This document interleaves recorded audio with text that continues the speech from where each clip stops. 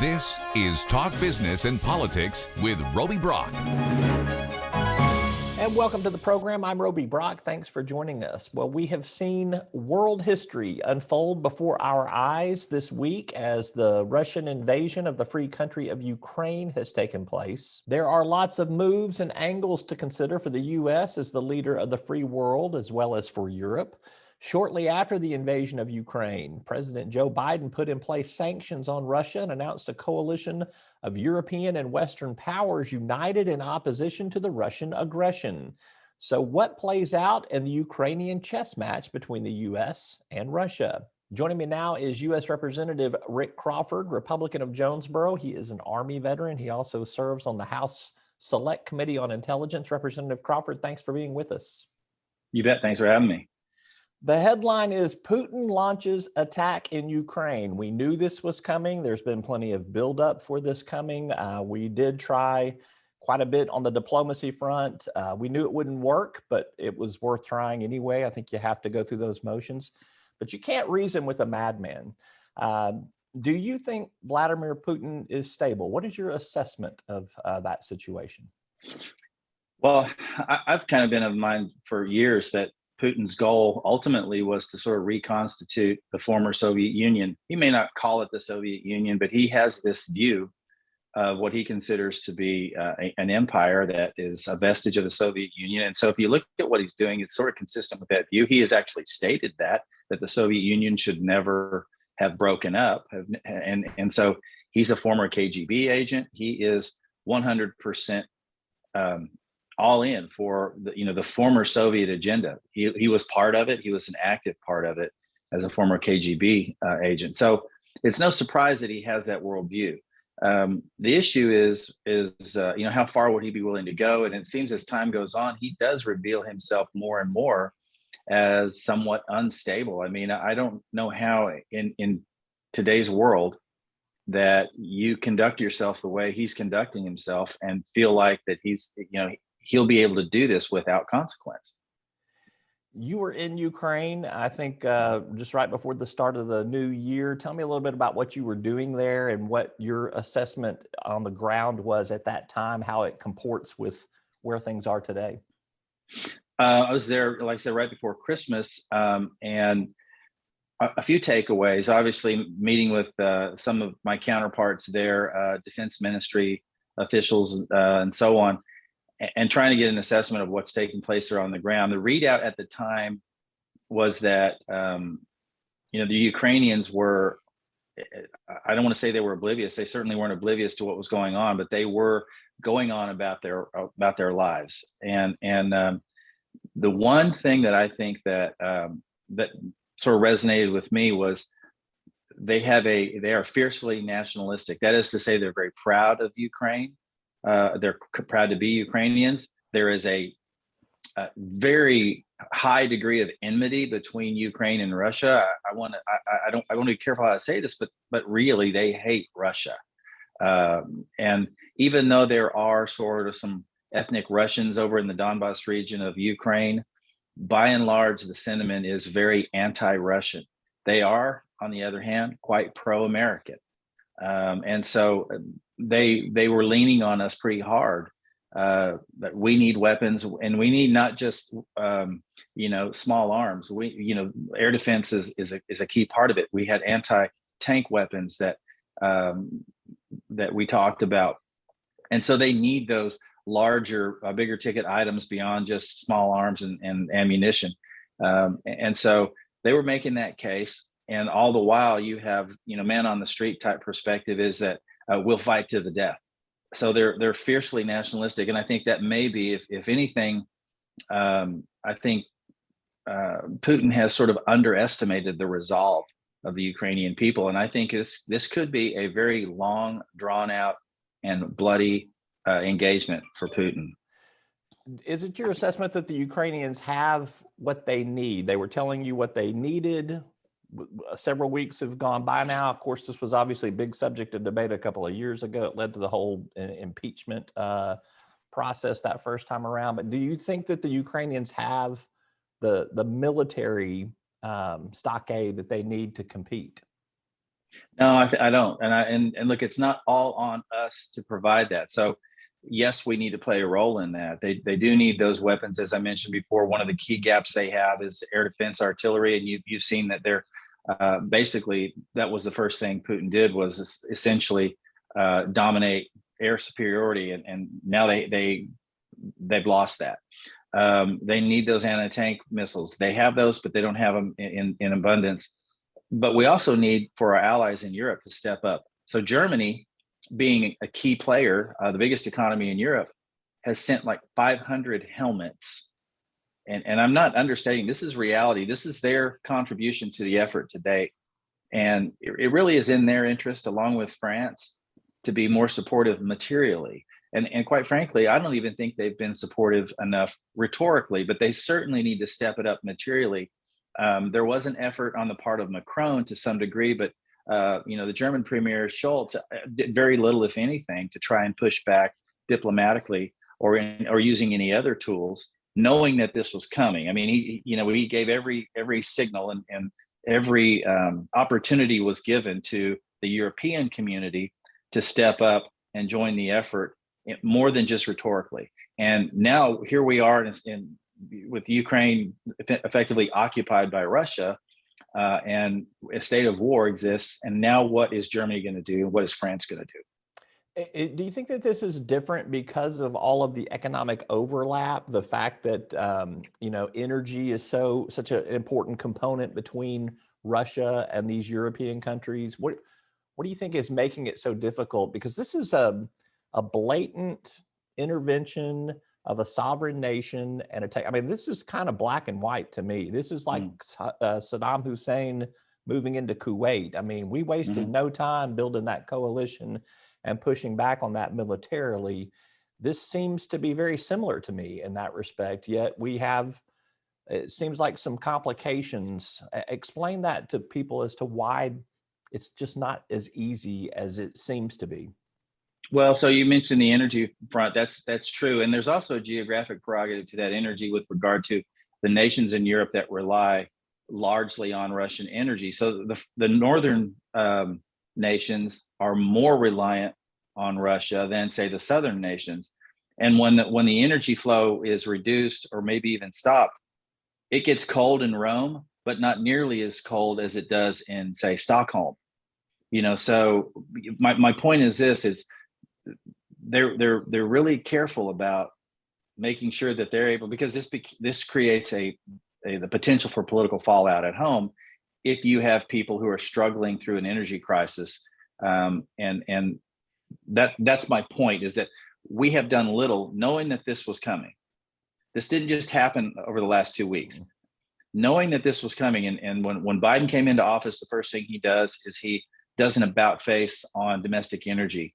And so that puts us in the position of, number one, relying on countries like Saudi Arabia, not to mention the fact that we do import some Russian oil as well, but puts us in a position of relying on countries that don't really care about our particular well-being when we had achieved a degree of energy independence, number one. Number two, we had become a net exporter. And so by continuing that, we could have addressed the energy needs of Europe in a way that made them less reliant on Russia and therefore less likely to feel the need to be careful on the statements they make regarding Russia's belligerent activity in Ukraine. And right now, that's where we are, is statements are being made. We're seeing some activity, obviously, in Poland and Romania that are critical, quite frankly, because Poland and Romania are the new Germany in this front against Russia. During the Cold War, we relied heavily on West Germany, and we have, vast military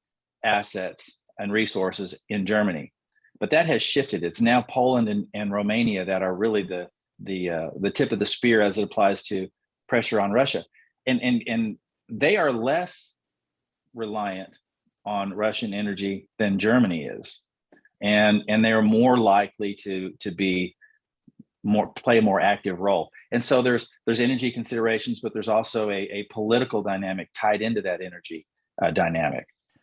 President Biden, I think it was on Thursday, announced some pretty severe sanctions. Sanctions are going to take time. I think that came out pretty clearly in the messaging from the administration. Time's not going to fix this problem. I mean, we're talking about a pretty long haul here.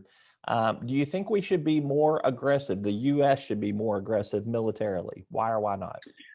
I think what we need to do is be more aggressive in stepping up and saying, our European neighbors to Ukraine. Ukraine considers itself European, not Russian, and the European neighbors, allies in Europe need to be forthright in this, and we need to apply more pressure in that regard.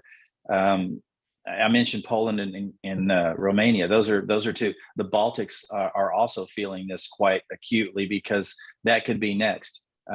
So they need to play a critical role in helping their friend Ukraine that identifies with Western governments and considers themselves European. I'm not in favor of. I certainly wouldn't support sending troops in to Ukraine, and I think that's not indicated right now anyway. But I do think that we have missed an opportunity. You said we saw this coming, and you mentioned sanctions, and they take time to have an impact. That's why they should have been implemented, knowing the president stated unequivocally he was 100% sure that Putin was going to do this. If you're 100% sure, then take the action to prevent it. And he didn't do it. And so let's be clear about this too. This is not anyone's fault but Putin. So I'm not placing blame on this action on any leader. Certainly I'm not blaming Biden. Biden didn't do this. This is Putin's decision to do this. So this is Putin's fault, as we alluded to early. I do think he's unstable. I think he's a madman, has been for a long time and has masked it, but it's clear now. So let's lay the blame where it goes, at Putin's feet. He's responsible for this. However, the conditions that made this the right time for him were largely due to the way we handled things like Afghanistan, the way we handled refusing to sanction Nord Stream 2, which should have happened early on and would have had an effect. He basically green-lighted Nord Stream 2. The rhetoric he used early on saying, well, we'll have a different strategy if it's a minor incursion. Well, define a minor incursion. So there was a lot of rhetorical mistakes that were made, followed up by policy mistakes that sort of led to the ideal conditions for Putin to act on his psychosis and enter unprovoked into Ukraine.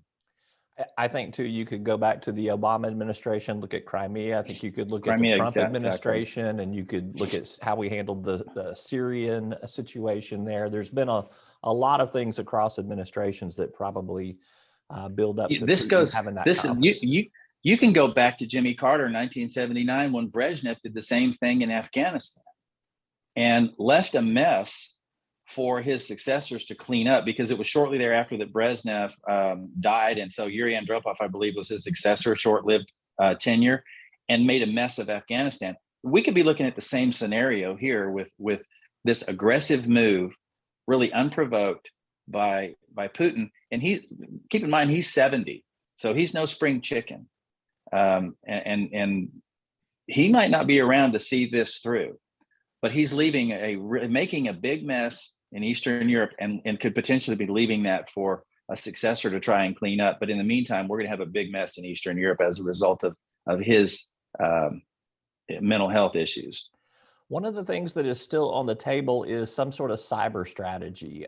From all I can collect, there are some serious potential ramifications for this type of cyber warfare that we could interfere with the Russians. The Russians could interfere with us if we did that. Do you advocate some form of cyber warfare? Well, whether I advocate it or not, it's happening. And so I think here's where we're all focused. We're all focused on Ukraine, what's going on in a kinetic sense. But he's been using cyber warfare against Ukraine. He's been using cyber warfare against his other adversaries, i.e. the United States. Whether he uses proxies or whether they're sanctioned by the state, the fact remains that he knows about it and he's responsible for it. But let's not forget that while that's the front, that we're dealing with Russia in Ukraine in a kinetic sense, they're in our hemisphere. They are actively engaged, not only in the United States in terms of some of the active measures that they employ in a propaganda method, but they are actively engaged in Central and South America to try to cultivate relationships and change relationships with the United States. And we need to be diligent about that. Not only the Russians, but the Chinese are doing these things. And so as all of this plays out and everybody's focused on Ukraine, don't forget that Xi Jinping is watching this happen, and he is making his play against Taiwan. And everything that we do and the way that we respond will be a determining factor on whether or not he accelerates his timeline to annex Taiwan, which he has stated many times that 25 to 27 was his timeline to annex Taiwan. But if he perceives that the conditions are right now, as patient as the Chinese Communist Party is, they may move up a little quicker because they know the conditions are right. So that's the other thing that we don't want to lose sight of, and the footprint that they have, and sort of this expeditionary capacity that they have now that they didn't have 5 years ago, that poses a threat to us even in our region. You are privy to a lot of information. I know a lot of it is classified. You can't talk about it. A lot of it has been declassified. I think that's one of the smart things that has happened in all this. We have seen U.S. intelligence really kind of hit the nail on the head with a lot of this. At least it's come out publicly. What do you advocate it should be the U.S. strategy for where we're at right now and how we address this situation in Ukraine and with Russia, say in the next 3 months or something like that? I would just give me what Representative Rick Crawford is going to be in Congress advocating. Well, I think that we have to prepare for some pretty major fallout in Eastern Europe, and that means we're probably going to have to step up to the plate providing some relief efforts. You're going to start to see widespread panic in Ukraine. We're already seeing that. I've seen some open source reporting on the congestion on rail, for example. You can't fly in and out of Ukraine, but rail is lines of people that are mile long trying to get on trains and evacuate into Europe. That's going to put more economic pressure on their Eastern European neighbors in places like Poland and Romania and others. Where they're just trying to flee where they can and get where they can get out of the frag radius, if you will. And so we're probably going to have to be ready to provide some degree of support there. But we also need to continue to make sure that our European allies are well equipped and well prepared and have the moral resolve to actually help defend their European neighbor. It can't just be the United States doing everything all the time. And I think that we're going to have to build some consensus in that regard. And one of the challenges to that will be going back to Afghanistan. That was done unilaterally without notification of our allies. And so there is a little bit of reticence on their part, a little bit of mistrust on their part as a result. And so again, that has to be rebuilt, and that takes time. And so unfortunately, we don't have a lot of time. And so we're going to have to work extra hard to sort of rebuild those relationships if we're going to rely on them. U.S. Representative Rick Crawford, a very insightful conversation. Thank you so much for your time, and best of luck to you. Thank you. We're back with more right after this.